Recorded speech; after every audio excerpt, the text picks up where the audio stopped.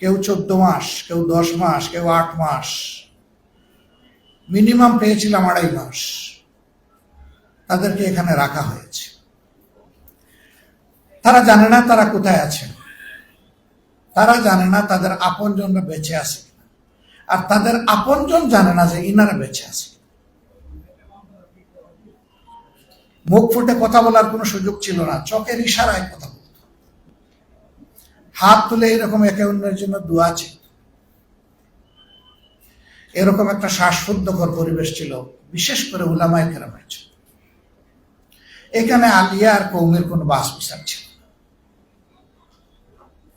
যিনি ইলমে দ্বীনের খেদমতে থাকবেন, যারই পছন্দ হয়নি তারই ঠিকানা এরকম হবে।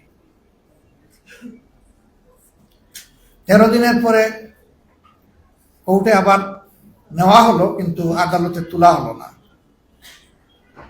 যে গাড়িতে আমাকে নেওয়া হয়েছিল মনে হয়েছে দুর্দর্শ কোনো সন্ত্রাসীকে গ্রেপ্তার করা হয়েছে।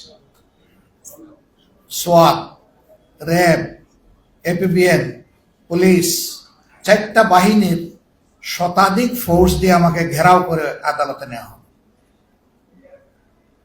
কি মনে করে আর না তুলে আমাকে নিয়ে গেল কেরানীগঞ্জের কেন্দ্রীয় কারাগারে।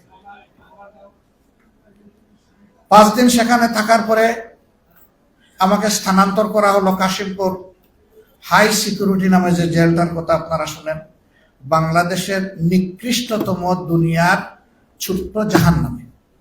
এর চাইতে খারাপ কোনো জেল বাংলাদেশে নাই। নেওয়ার সময় গাড়িতে আমরা 38 জন মানুষ ছিলাম।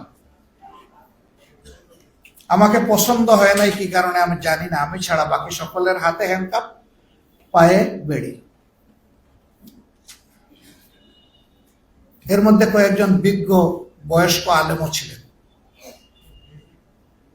একজন আমাকে বললেন, আমি প্রথম দিন আপনার জন্য কিছু হাদিয়া পাঠিয়েছিলাম, আপনি কি পেয়েছিলেন? আমি বললাম, আল্লাহু আকবার, আপনি তাহলে আল্লাহ সেই ফেরেশতা। সেই দিন আমি খালি হাতে কেরানীগঞ্জে ঢুকেছিলাম, বৃষ্টি ও জোরদারায়, আর দিনটা ছিল 25শে ডিসেম্বর, কনকনে শীত, শীতে জমে যাওয়ার উপক্রম। আমি সেলে ঢুকার 1 ঘন্টার ভিতরে একজন আইসা বলল, একজন বড় উস্তাদের নাম, যে উনি এটা হাদিয়া পাঠিয়েছেন আপনার জন্য, আমি পরে এসে বলবো, বলেই সে চলে গেল। আমি আলহামদুলিল্লাহ খুললাম, খুলে দেখলাম আমার জন্য ওই সময় যা প্রয়োজন সব এখানে পাঠানো হয়েছে। আল্লাহ, আমি মনে মনে আল্লাহর এই বান্দার শুকরিয়া আদায়ের অপেক্ষা করছি। গাড়িতে উঠে হাতে হ্যান্ডকাপ আর পায়ে বেড়ি পরা, মাথায় পাগড়ি, এই উস্তাদ যখন আমাকে বললেন যে আপনি কি আমার হাদিয়াটা প্রথম দিন পেয়েছেন,